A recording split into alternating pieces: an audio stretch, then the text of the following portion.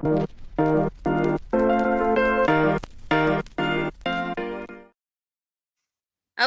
and welcome to Unscripted Liberty. We got to buckle up tonight because we've got a wild one here today. We are diving into the race for U.S. Senate in Florida. And let me tell you, this one's going to be definitely an interesting one. We've got Rick Scott, the Republican robot, who's been in office since 2019. A guy who's so corporate, he pretty much wakes up every morning in a three-piece suit. Then there's Debbie Murskel-Powell, former Democrat congresswoman who wants to throw even more government at your problems like it's going out of style. But today we've got the jewel in the rough here that she's a real contender, Feena Bonoan. She's coming in hot with a libertarian platform that's all about getting the government pretty much the hell out of your life, and no more endless wars, no more taxes bleeding you dry. Just no more pretending to be the only solutions from these bureaucrats and stuff like that. She's just a breath of fresh air here. So appreciate you coming on. Tell us a little bit about yourself. Thank you, Brittany. It's Feena Bonoan. It's pronounced two letters at a time. And this is not the first time. And you know what? I have a show that I do this every single person. I mean, and they could have, I would mess up your name, Brittany. I would mess up your name. It's a thing. And it's so humbling being on this side. And now I'm like, okay, another person that messed up my name. But I also realized that we all mess up everybody's names, right? And my name's not exactly easy. So I go ahead and tell folks, Feena is pretty easy to say. It's Feena, and then Bonoan is two letters at a time, Bo-No-An. And yes, I am running for U.S. Senate out here in the great state of Florida, the state I was born in. You've already talked a little trash about my opponents. I'm willing to talk more, and it's that time in the campaign. If you ain't got teeth, you got to show. You have to show your teeth right now. If you don't show your teeth now in the campaign, people are going to think you ain't got any teeth. So yes, I'm running against Skeletor Rick Scott, who is you called him a corporate robot, but let me tell you, he's a veteran. I'm a veteran too. He worked on the radars in the Navy. I worked on the radars in the Navy. He did it for 4 years. I did it for 10. I've had 2 speeding tickets my entire life. That's the only trouble in the law I've been with. He's a convicted felon for stealing millions, billions of dollars from the healthcare system, Medicaid and Medicare, defrauding them. So he's a fraudster. He's got felons. He's a convicted felon. So people here in Florida could be voting for a lot of felons this year. And the bar's never been so low. The bar has never been so low as it is right now. I am going against Debbie Murskel-Powell. Yes, she does want to shove more government down your throats, and she also wants to take your guns. She wants to get rid of all of your Second Amendment rights. She wants more red flag laws, just like Rick Scott does, by the way. Rick Scott's all in favor of all the extra red flag laws coming out. He signed a red flag law out here in Florida when he was the governor, making it illegal for anyone that's 18 to 21 to have a gun. And so, like, you can go with the military, but okay. All right, whatever. Okay, I'm here to fix things. Buckle up, Florida. Let's go. So, let's start here. I want to kind of touch on some inflation, taxes, jobs, stuff like that. So definitely inflation. Everyone in Florida and everywhere in the United States really is feeling it. So we have Rick Scott's talking about fiscal responsibility while voting for massive spending bills, and Debbie, she looks like she wants to slap more taxes on top of everything and just keep taxing everything as a solution. I can't believe that you saw a post or anything from either of them that talks about inflation. I saw one from them yesterday, and I had to comment because it was the first time in probably 3 months that I saw anything about the economy. Meanwhile, every single day he posts about sending money and troops over to Israel. Debbie Murskel-Powell wants to send money and troops over Ukraine. So if you weren't talking about the economy and inflation, Well, first of all, let's keep American dollars, American tax dollars in America. Focus on what we got going on here right now first. That's going to help our economy. That's a great way to help our economy. Another way that we can help our economy, stop printing money. Stop printing money. I'm not asking for a lot. I feel like I'm not asking for a lot. Just stop printing the money. Stop printing the money, keep the tax dollars here in America. And I feel like that's a message that can resonate with folks. And we wonder about, like, why is our debt getting so big? Why can't we, why can't we have nice things in America? Well, it's because we send all of our money over to these foreign countries to nation build and to bomb anyone that disagrees with us. So yeah. Yeah. I love that you brought up the economy, and because that is a great segue into one of my commercials. If we can play it, because it's called Taxes. Can we get that going? Never go to the negotiation table and ask for what you're willing to walk away with. That's why we need libertarians who will play hardball and come from the corner of taxation is theft when it comes to your money. Do it for yourself. Do it for your future. Do it for America. I'm Feena Bonoan, and I approve this message. Yes, do it for America. And that's why you need a libertarian in the U.S. Senate who's going to go there and say taxation is theft. That's the line. Because when you go to the negotiation table, if you go in there and say, well, we want taxes for this and that and everything else, and they're going to come back, well, we want tax money to go send to Ukraine and Russia and to fund both sides of the war and Israel and all this stuff. And like, but if you go with and say taxation is theft, that puts it on them to offer me a better place than what I could offer them if I go in there and say, I'm willing to walk away with this. You say taxation is theft. I've got it on my car. Yes. You know what? And it resonates with people. So, we have this one candidate out here in Florida, Nathan Slusher, and he's doing a great job. And this isn't his first campaign. And his first campaign, they were making fun of him because he was standing outside with a sign that said taxation is theft.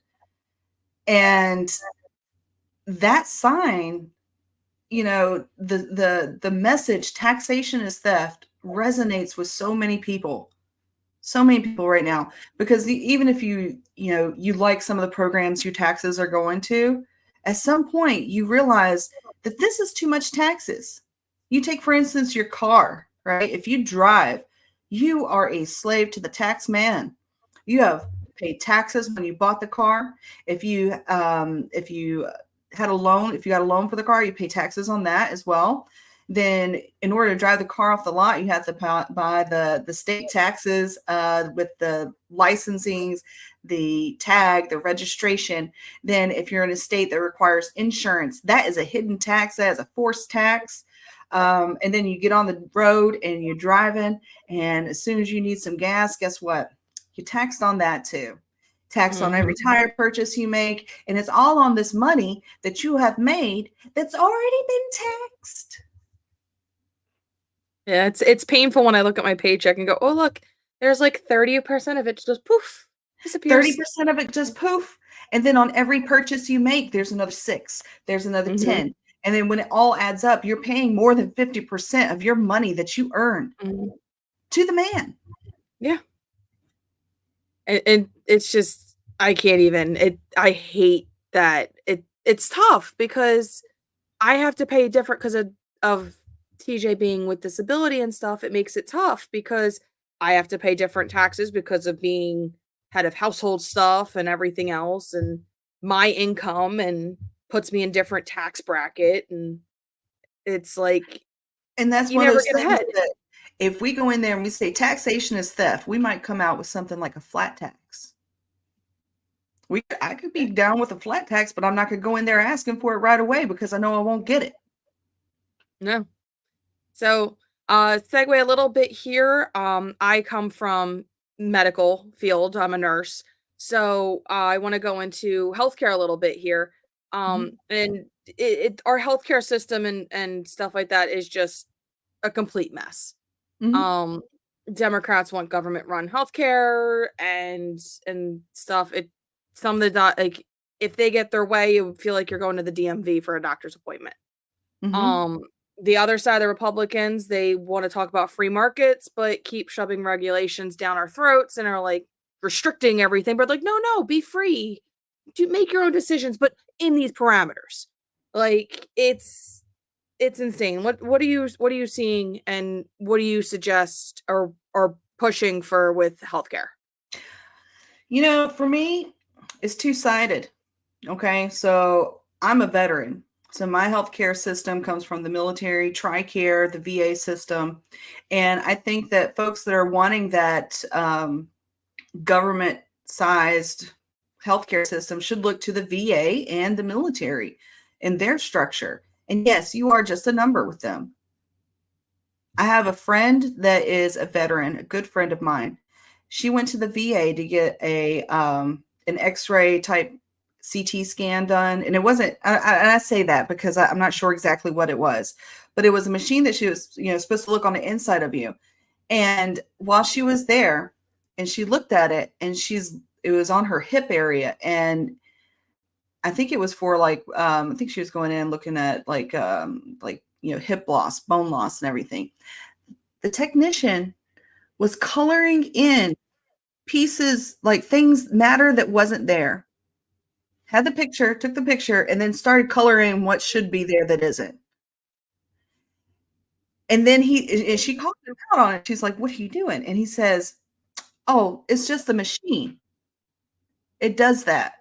So not only is he, what we would call in the military gun decking this, which means you are just you're lying about what's there, you are taking something that you already know. You're taking a broken piece of equipment and using it on a patient that you already know is broken. Mm-hmm. That's the kind of thing that you can go to expect. She went to another doctor outside a private one, and they're like, "Yeah, no, that is so not what you're supposed to do. You're not, first of all, you're not supposed to use a known broken piece of equipment on a patient. And you definitely aren't supposed to color in on a on a result. You're not supposed to, alter the results of what the equipment has read out." And so, folks, if you're looking at this government-run healthcare system, look at the VA, look at the military. It's better than nothing. I will say that. Yes, it's better than nothing. And it's getting better than what it has been. But imagine what it would be if it was everyone under that. If it was everyone under that, for doctors and nurses, this is where I'm kind of like mixed feelings on it, because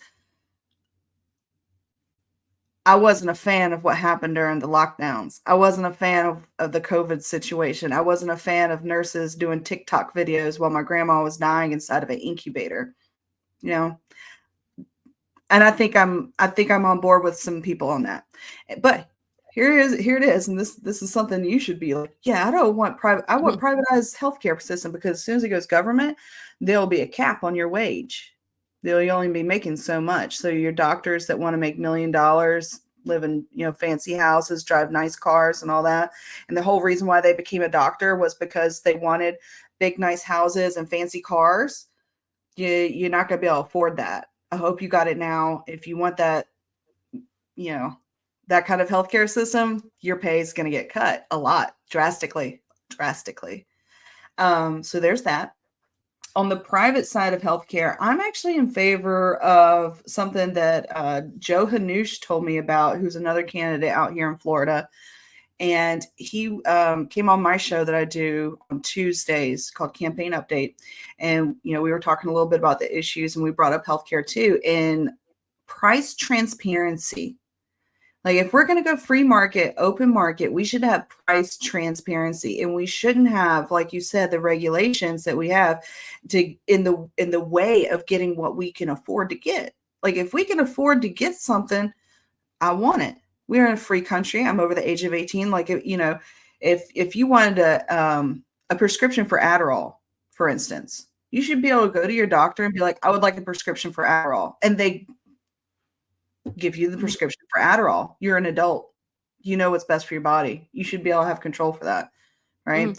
The diabetic drugs that they have, Don't You even know, get me started on those. yeah, that these are life-saving things, and if we're in a free and open market economy and we have price transparency, I think that a lot of what we have with these price gouging of certain drugs is going to go away.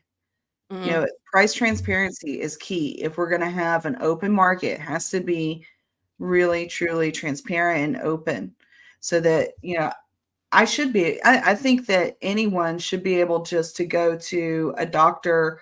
Like if they want to go see a dermatologist, they should just be able to go to see a dermatologist if they have the money. They shouldn't need necessarily a referral if they think they need a dermatologist, you know, you got the money, you got it on your prescription, you shouldn't be denied for it. So that's where I am with healthcare. I'm not a huge healthcare person, like I said, because COVID really got me kind of salty. Yeah, so we're yeah, again, because I said I come from the healthcare field and stuff like that. So I'm big. I started the Medical Freedom Caucus within the Libertarians, and we're actually working on a bill with um a congressman and stuff like that, working on getting for medical freedom. Mhm. So that I have on the LP Medical Freedom Caucus website. And Great. Is it including like women that are pregnant and having babies? Because that's a big thing too. You know, women are not being treated as wholly human when it comes to their health care. And I think that needs to be addressed. I mean, if anything in healthcare needs to really come around, I think it's women's care. yeah, and we address that and stuff like that. And a big thing, I go a lot when people like I've run for state rep, and I am running for township supervisor, and I find it funny that a lot of people go, "Well, what's your stance on abortion?" I'm like, "Well, on a township supervisor level, it doesn't really matter." Right. But I'm Yeah. like the If you only don't thing want that I one, would don't have go a get one. I'm like the say I would have as a township supervisor is, are we going to let a Planned Parenthood or something into our township or not? And if I'm for free market, sure, let them come in. They have a service to offer. Like they do more than just abortions. Like they offer a service for general health. So it's like it's different things, but I'm like, I tell everyone my stance is I'm not pro-choice, I'm not pro-life, I'm pro your choice between you and your doctor. The government needs to butt out. I'm Like really they glad you had shouldn't that have a say. experience with Planned Parenthood because that hasn't been my experience with Planned Parenthood. Like I've tried to get, you know, just a general health appointment with them before and several times in the past, and it's not ever fruition, never. But I'm sure that if I called them and asked from a Plan B, they were right there for it. Like I don't like Planned Parenthood because I think that the name is disingenuous. I'm someone that can't have children. That's not where I go to plan my parenthood. They're not going to help me get IVF. Mm. They're not going to do all that. No. Honestly, like when you're talking about abortion, how I feel, first of all, the government shouldn't be involved, period. Second of all, I think that it's going to be a non-issue in our generation because we already have the technology, the medical technology. And I'm very much in favor of medical freedom when it comes to advancements in medical freedom and expanding the human capacity to live and thrive. And part of that is, you know, creating other organs and, you know, babies being able to live at earlier and earlier to the point where we have 3D printed wombs. And so now a man, if he wants to have, you know, a child, if he wants to have an offspring, he can have that offspring without, you know, taking a woman and forcing her into a pregnancy that she doesn't want and that she's not going to be compensated for. You know, like if you can do that, you can do that because I get that. That's part of life. We do need to reproduce and we create. And like I'm in favor of 3D printed wombs. I really am. I'm totally in favor of that. I'm totally in favor of, you know, technology taking more of a front seat in the medical industry instead of the back seat. You know, we talked about that the broken instrument. Why does he keep using that? I know a robot wouldn't. Yeah, it would error out. Now it's Mhm. like, again, I'm again being a nurse and stuff like that. I'm like, it's one of the few fields where you can't outsource it completely to robots or tele whatever, because you still need some level of human judgment and human touch and compassion, which technology and stuff does not have. But I joke around with my patients when they see me putting an IV in and I'm doing this and that, and I only have two hands. They're like, "You need an extra set of hands." And I say, "Yeah, they should go and give us, when they give us our nursing license or our diploma, they should go and give us a set of Doc Ock arms so that we have an extra four extra arms to hold stuff and do things as we're Mhm. doing different things with the patients." Yeah, I think that care and compassion that you're talking about, it really needs to be reinvigorated into the medical industry, because I saw it die in COVID, and I'm not going to forget it. And I know other people aren't going to forget it either. Mhm. So, like me personally, I would prefer a robot. I would really prefer a robot to do like the testing. I would prefer a robot to do any kind of surgical procedures that I would need. I would prefer to go see a robot to run any kind of blood and diagnostic services I would need. I mean, they've really come very far with the technology there. So, Yeah, and that also solves a lot of the issues now that we have of like giving healthcare for others, and it being so expensive, like mhm. this could be the solution that we're looking for. Yeah. No, it's funny, like, when I was in nursing school, because I was just talking to my husband and stuff like that a little bit ago, that I'm like, "Yeah, I just hit the other day, like, last week, 9 years since I graduated nursing school." And when I was Mm, in nursing school, I was doing, like, informatics posters on continuous glucose monitors and the smart the smart glasses and like the owlet sock, the pulse oximeters for babies, like those things. I was doing papers on saying like, this is up and coming, like this isn't here yet, it's still in testing. And now it's like everyone has a continuous glucose monitor for diabetes, and most parents nowadays that go and get the owlet sock or the different pulse oximeters for their babies, and the smart glasses and the smart watches that do all these things now for healthcare. It's yeah. insane seeing it come through over the years. So, um, we were talking a little bit. I want to keep going and move on. We were talking a little bit about foreign war and like funding foreign wars and stuff like that, and just foreign policy.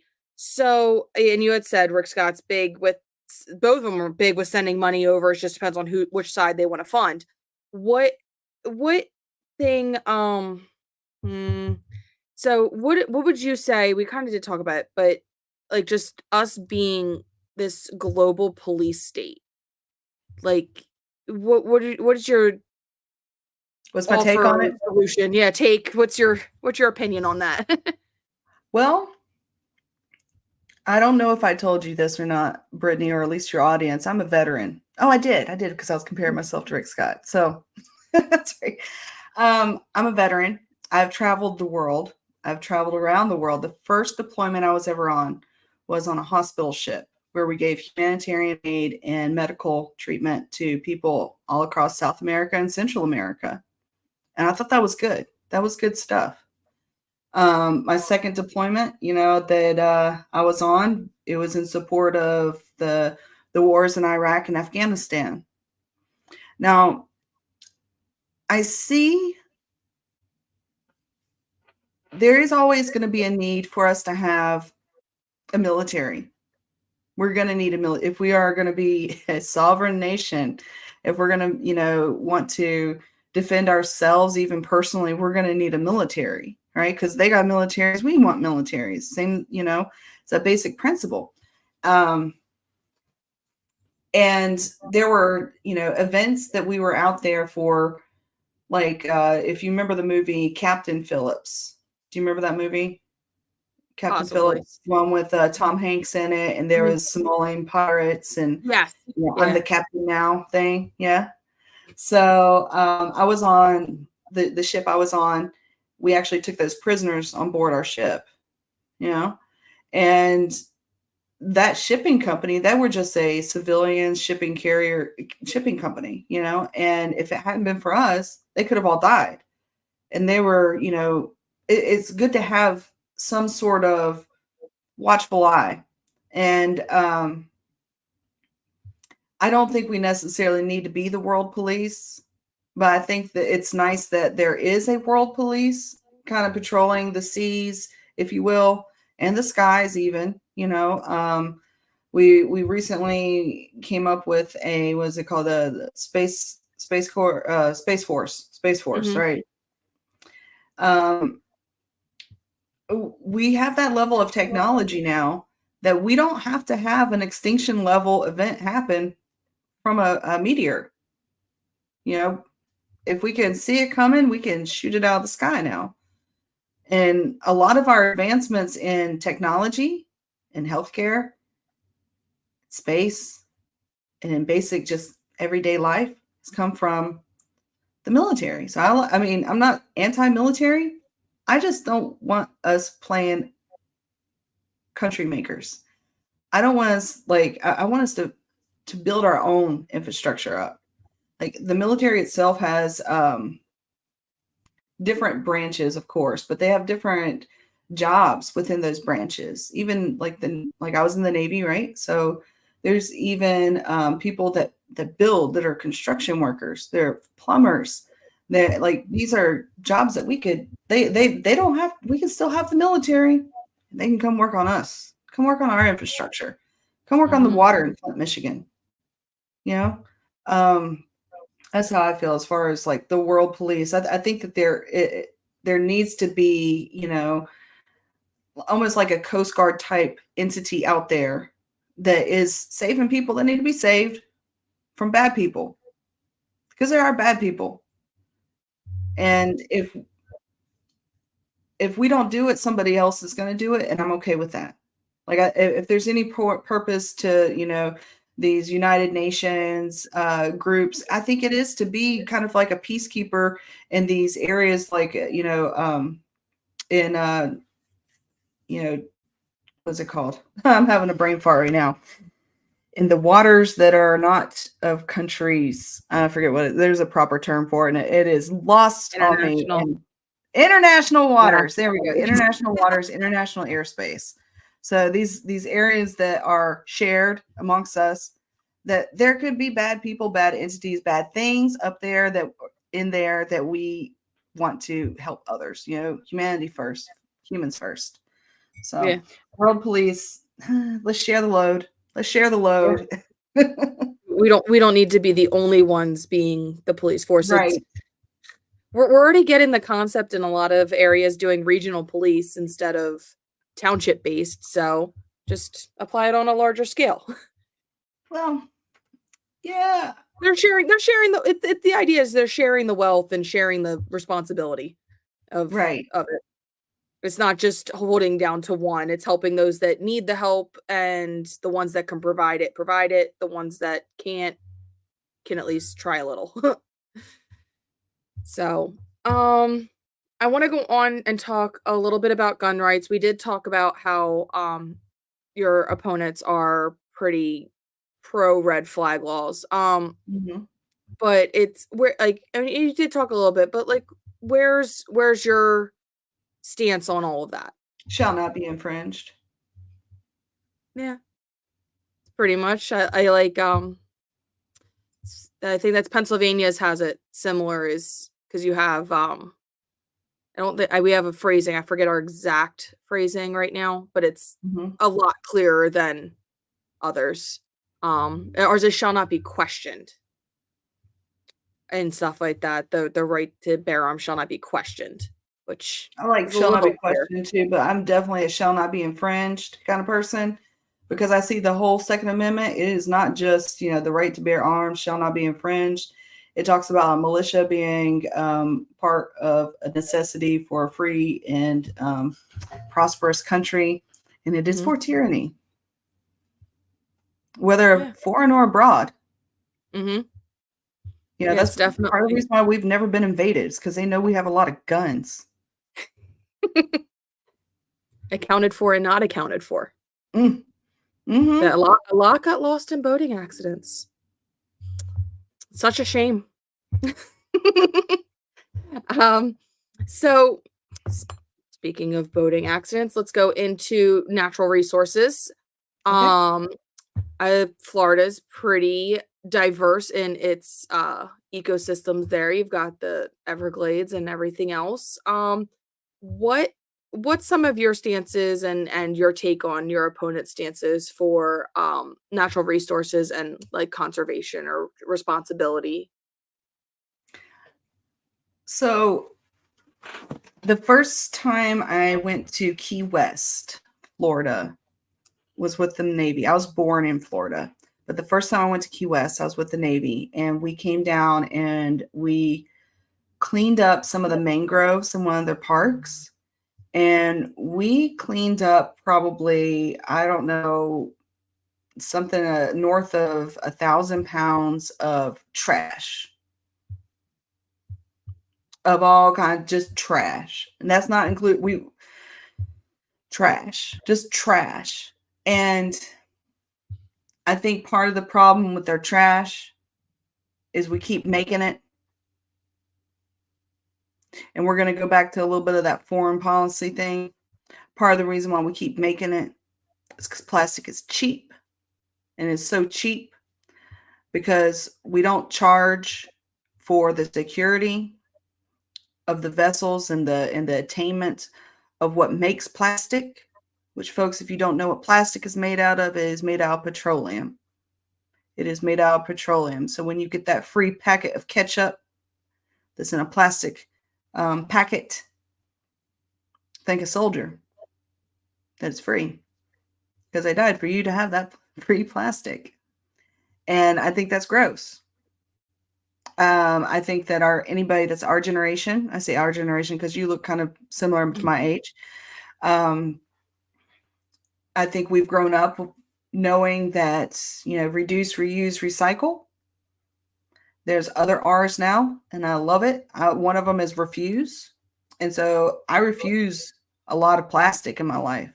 I refuse the straws. I refuse a bag. I refuse anything that I can not need. If I don't need that plastic, I'm not taking it. Like you can't force me to take it. They will look at you crazy and be like, I will carry all this out with my hands. I don't even care.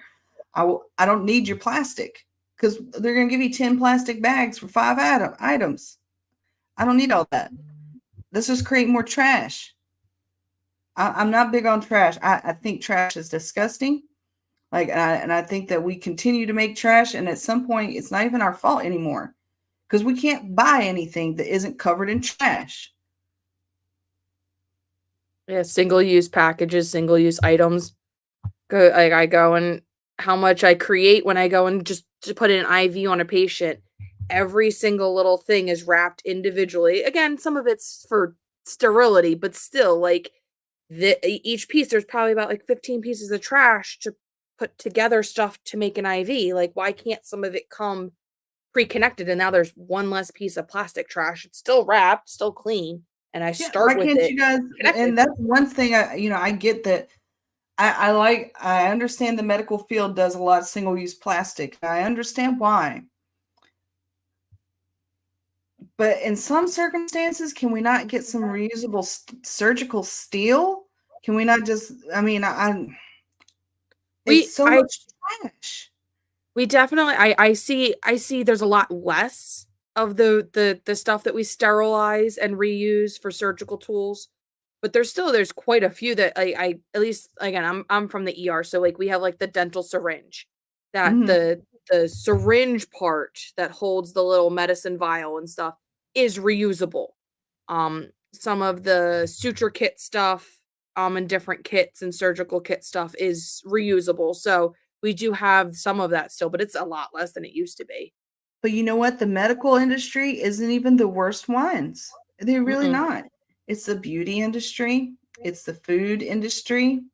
I get mad at Panda Express. I get mad because they don't ask me if I'm going to be there, if I'm going to sit there, or if I'm going to go. They just automatically put it in this styrofoam box.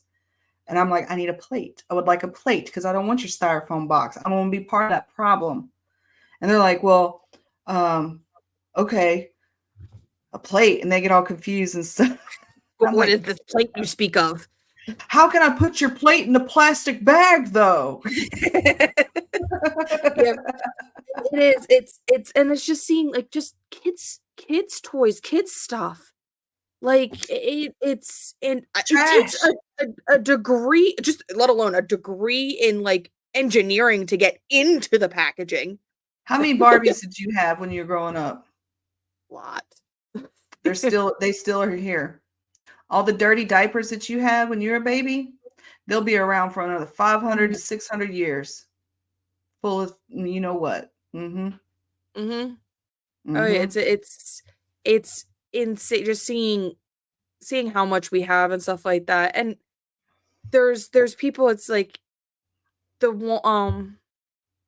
lot of the cities are doing the banning the single-use plastic bags, which is great to see. The only thing is that it's like they're just pushing the reusable bags, which are just as bad. It's just a thicker plastic. It's just going to be around longer. And that's exactly what the plastic industry has done for the entire time. You know, they were like, oh, it's not single use. See, the bottle's bigger. The bottle's bigger now. So, and you're seeing, I'm seeing a push and a trend, even in the beauty industry and stuff. I'm seeing on TikTok and stuff, like the different deodorant that you can buy the refills for, but you're still gonna they have the fancy container, but you're gonna have people buying 3, 4, and 5 containers because they're holiday themed. There are different patterns that they want to collect now. I mean, you know what? You can't even blame the people for that, because even if you wanted to be, all right, I'm gonna be no plastic. I tried to do it. I really did. I tried to do no plastic, and probably the easiest place to do no plastic there is out in Hawaii. And I couldn't do it because there's nowhere to fill up your shampoo bottle. No. There's nowhere to, like, I want some, I need some new body wash. Let me go pour it up. I need some new dish soap. Let me pour it up. No, there's no place like that. There's not. And shame on us. If they are, they're far and few between. I love seeing the ones that people come in. You come in with your glass jar from your spaghetti sauce that you cleaned out, and you come in and you want to get your dish soap or you want to get whatever. And then you have like places like Bath and Body Works are now selling the glass refillable foam hand soap things. Really? But you have to buy the refills, but they're in like a plastic coated cardboard container to buy the refill. To pour, it's probably about like 3 or 4 of the containers, but still the container it comes in is not. And you know what? They're trying. They are trying. Paper effort. Yeah. And the sad thing is they didn't start trying that, 30 years ago when they should have. How many of their foaming hand soap containers are sitting in a landfill? So speaking of landfills, I want to tell you about my experience. I went to a landfill here in Florida. I went to the one, it is east of Tallahassee, west of Jacksonville, somewhere in the middle there.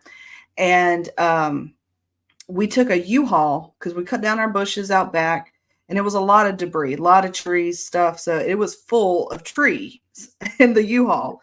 And we had to go up this switchback of a hill of trash, and there were signs as you're going up, only one person outside of a vehicle at a time, period, no exceptions, one person. And when we got to the top, I realized why, because everything looks the same. It all looks the same, and it is just all you can see. As far as you can see, trash. And it's the mountain. It's the only mountain probably between here, Jacksonville, and Tallahassee. It's this big trash mountain. And I know that the trash mountains you can reuse as parks or whatever. And maybe Florida won't sink because we're just going to fill it up full of trash and build houses on them. But when we build on those, they become sinkholes because it's decomposing, it is rotting, and it will take a long time, and it will never be kind of the kind of ground that you're going to want to own a business on. One of my first jobs I ever had, was waiting tables, and I waited tables at this restaurant that was famous for having a sinkhole because I think it was like their second week opening. A sinkhole opened up, and this guy's Corvette that he had just bought that day got ate up by the sinkhole, in addition to, part of the restaurant and everything. And, I worked at the restaurant after the sinkhole. And after I quit that restaurant, it wasn't 6 months later, it all just crumbled in. The whole thing just crumbled in. And I was like, thank God I wasn't still working there. Just thank God, because that's what happens when we build stuff on top of landfills. It creates sinkholes. Yeah, because the stuff that is eco-friendly-ish, biodegradable, biodegrades, because no one's composting, and it's all going in the trash. So anything that's breaking down is making all these gaps, and they don't pack it down like they should, and stuff settles and everything. And even if they it's just pack it down as never enough. they should, it's never going to be enough. Yeah. It's never going to be enough. They don't separate it enough, and it's stuff like that. But then it's like, then you're definitely going to have spots that are always going to collapse, and you have spots that are going to be firm and that way for hundreds and thousands of years. But you think if we separated our trash as Americans, that we'd be more mindful about what we're buying and how much trash we're producing? yeah. I think we would too. I've about, I think 2 years now, maybe 3 years. My days run together because this was like right in the endish of the COVID tyranny.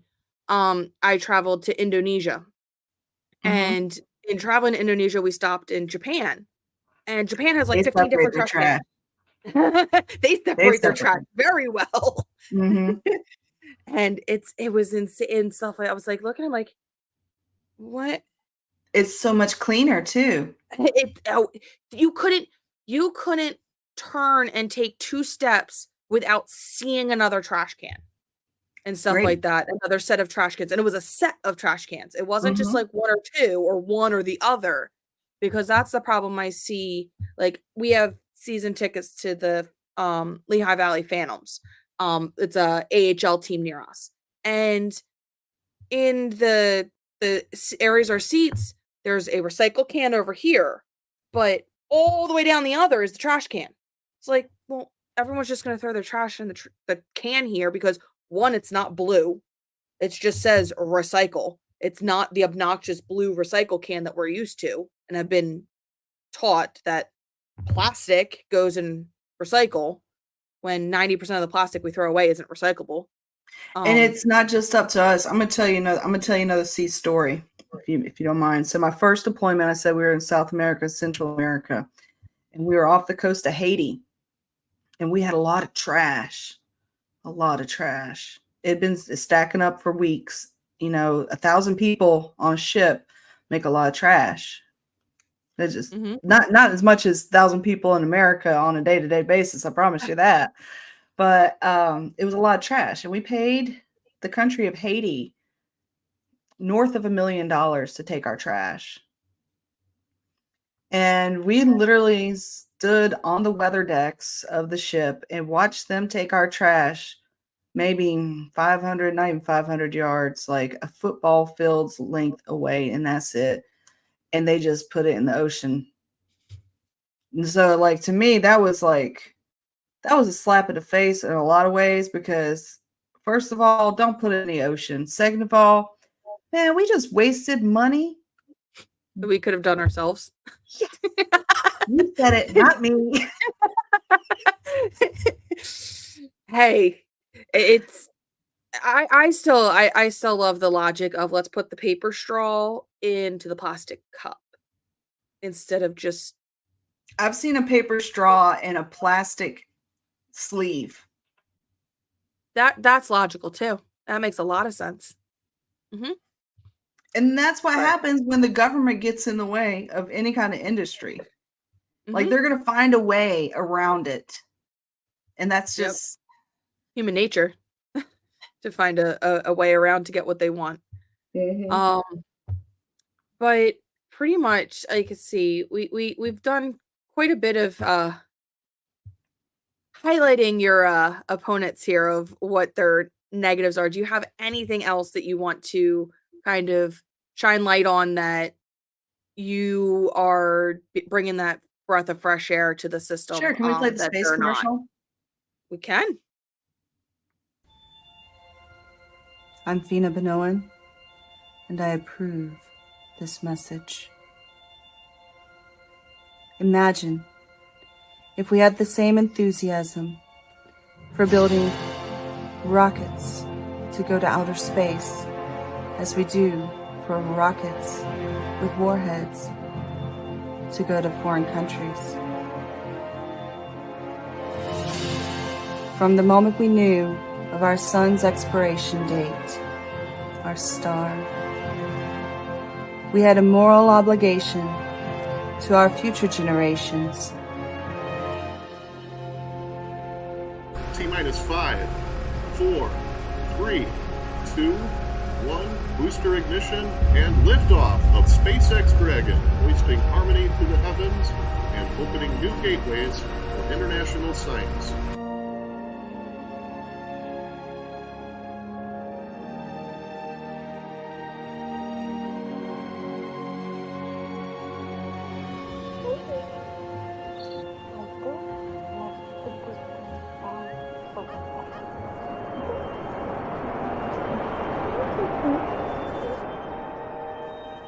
To work together and find a way to escape this peril.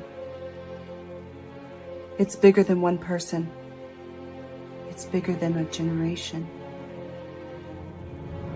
From the moment we knew of our sun's expiration date, our star, we had a moral obligation to our future generations to work together and find a way to escape this peril.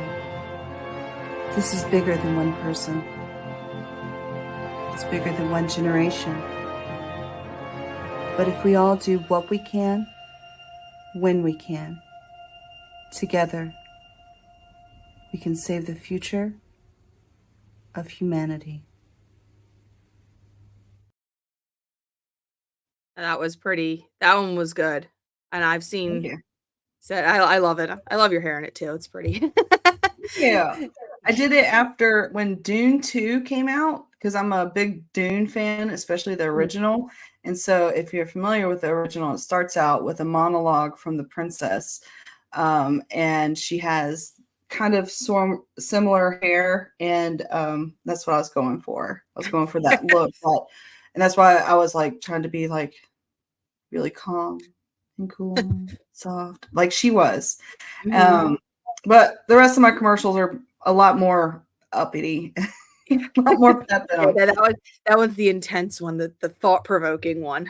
Yeah. But that has been kind of like the mission, the mission statement to get out to people, because especially here in Florida, the home of NASA, the home of, Kennedy Space Center, that we can use the same people that are making rockets with warheads to send to other countries. They could be making rockets to go to outer space. And I truly believe the next big economy that comes out of America, or even, the world, the next big worldwide economy will be blue collar jobs up in space. Because there needs to be an infrastructure up there. We're going to need another space station soon. We're going to need a docking station. We're going to need somewhere that people can that we can refuel. That's the next step. That's the next step. And not everybody needs to be an astronaut to be able to lay some steel. And I think that's an inspirational and a thought-provoking thing. So we've talked about, weapons and warheads and everything, but what we haven't talked about is one of the core jobs of the government, and that's the criminal justice system. And I'm probably the only person in the Libertarian Party that's pushing this initiative, but there are definitely other people out there that are aware of it and are pushing it as well, and that is ending the plea bargaining system. because when you take a plea bargain, you lose your rights. You lose your rights to a speedy trial. You lose your rights to an appeal. You lose your rights to any kind of oversight of the punishment that you have agreed to. A lot of times people are put in jail on a plea bargain for something they didn't even do, but they've been threatened by the laws to the point that, this is the best thing that they can do. So my experience in the criminal justice system has been from one, my brother is in jail. He's been in jail since he was 15 years old, and he's never coming out. So I've been visiting my brother all throughout my whole life. I know that side of it. I was also a prison guard when I was in the military for the last 2 years. I was stationed in Hawaii, and I watched people plead their lives away. In particular, there was this one woman, it was a mother, and she took a plea bargain for like 7 or 8 years when a month prior, they were ready to give her time served because she spent over a year in pretrial confinement away from her children, her husband too. So her children were there with no mother or father. And she took a plea bargain, she refused to take the plea bargain for time served, and they punished her with 7 years. They punished her because she wouldn't take the plea bargain. And she was willing to admit to the things that she did, but there were things on that plea bargain. She was like, I didn't do that. There's no way I could have done that. But they wanted to wrap everything up, and they had a fall guy. And so they were just going to put it neatly on her and give her the time served. And that happens so often that it is un-American. There are 97% of the people that are in federal prison right now are in there on a plea bargain, which means they have not had a trial. They have not had a trial.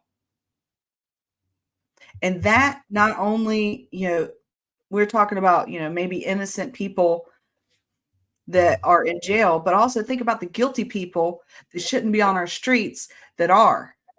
And that's something that we don't talk about enough too. There's people that get off on a plea bargain because they got a good lawyer, and maybe they should be in jail. They need to be in jail. They deserve the punishment for the crime they get. And part of that as well is, in some states, Florida included, if you have a felony, you can't vote. So Rick Scott, for instance, can't vote for himself. Just throwing it out there. And my thing is, I think he should be able to vote, because you shouldn't have been, if you can't be trusted to vote, why did we trust you to let you out of jail? Yeah. No, I have some experience with the criminal justice system as well. I was a corrections nurse when I first came out of school. So I was a night shift corrections nurse. What's up. Yes. A little And bit. my mother-in-law is a sergeant at a maximum security state prison. And then I ended up dealing with my father-in-law before he passed, that he was in and out of jail pretty much my husband's whole life. So I've dealing with having an inmate and a he came and lived with us and stuff like that, but it was still, he still had his ways. He almost was institutionalized at some point, which just how he spent most of his like teenage and adult years in and out and everything else, and it just destroyed who he had the And potential to be. how can you even say a plea bargain is constitutional when the alternative was the death penalty? Yeah. How can you say plea bargaining for life without parole shouldn't even be an option? Should not be an option. Because if it's that bad, the public deserves a trial.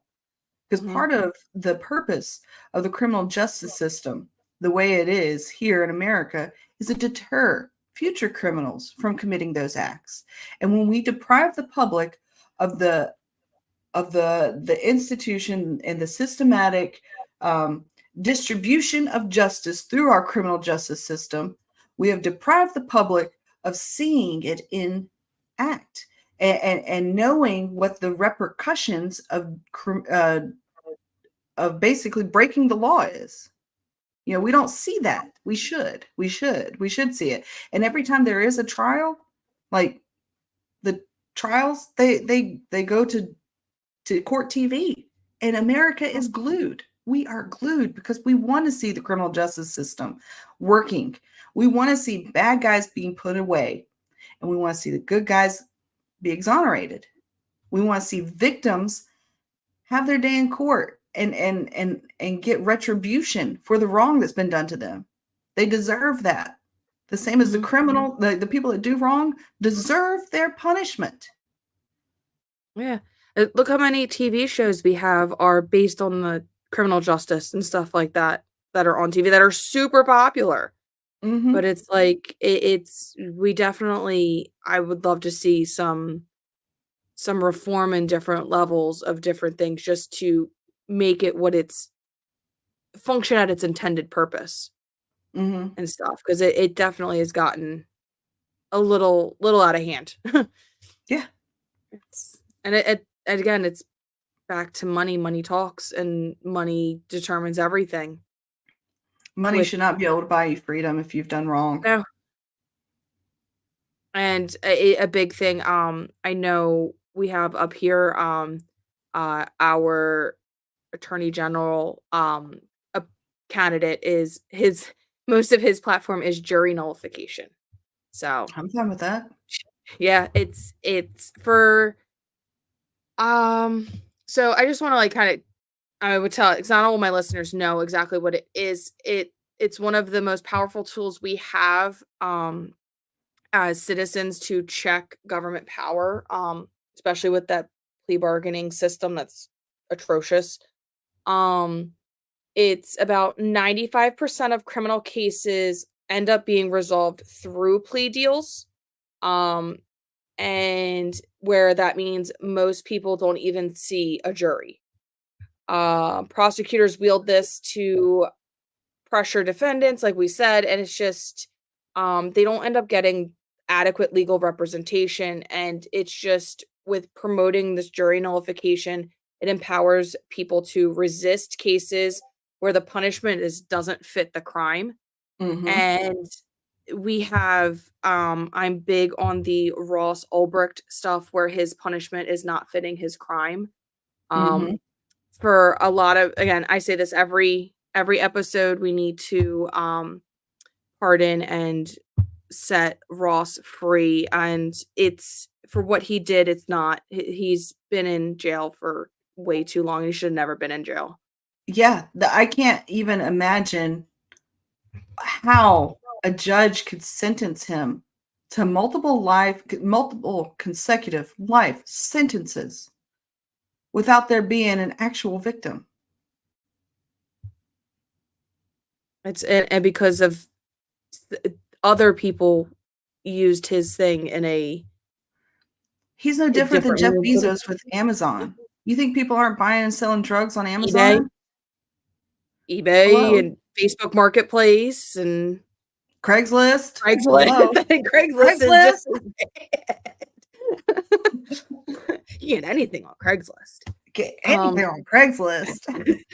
It's got to interpret the listing. You interpret the listing right and get whatever you want. So I do want to play. I do have your music video queued up, and I do want to play that. Okay. And I don't know if I have it set up to play and go right into my closing, but I do want to thank you for coming on. It was a great time. I could talk to you for hours going over everything. But I do want to put a shout out to my sponsors, Libertarian Mutual Aid, Libertarian Party Radical Caucus, and the Libertarian Medical Freedom Caucus. They're the ones that help make this show possible. These organizations are fighting to keep liberty alive and well, and again, I couldn't do this without them. So if you're tired of the same old two-party nonsense and want someone who actually fight for freedom, check out Feena Bonoan, her campaign, and get involved and spread the word.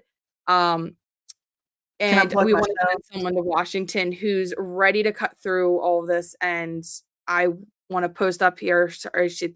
Her site is feenabonoan.com.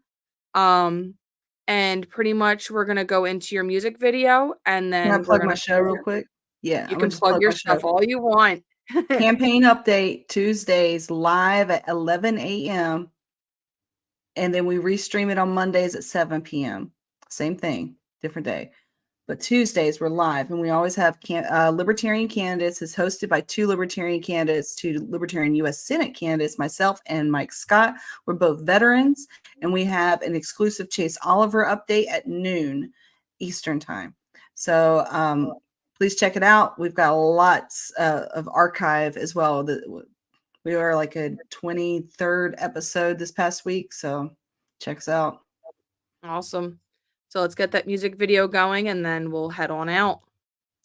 From the shores where the sunrise greets us, to the streets where our children play, every heart in this vibrant city shares the dreams of a brighter day. Together we rise on the wings of tomorrow. Together we stand. Stood none. I'll be your voice in joy and sorrow. Together as one, under the sun. In the fields where our forebears toiled, under skies vast and blue and bold, Florida's promise we shall cherish. Guard your beauty, her story told. Together we rise on the wings of tomorrow. Together we stand. Where once stood none.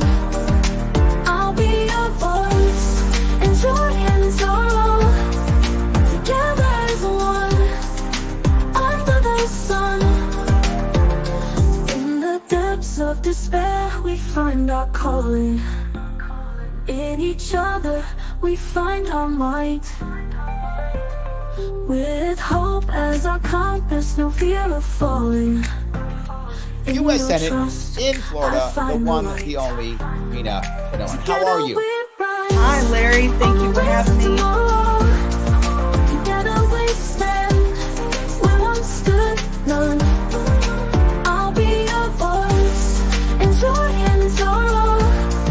Together as one, under the sun. Let's lift each other, no dream too far. As we reach for the stars in the home we adore. Together we rise, forever born.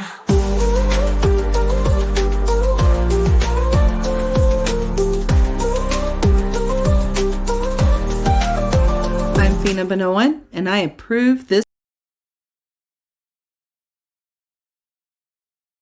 On day one, I will commute the sentence of Ross Ulbricht to a sentence of time served.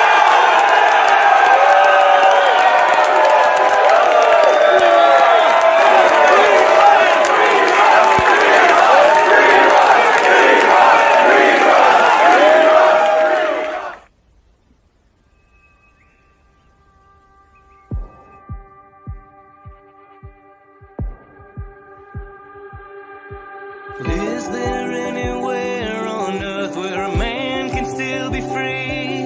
Will he bear the weight alone, or will he have to bend the knee?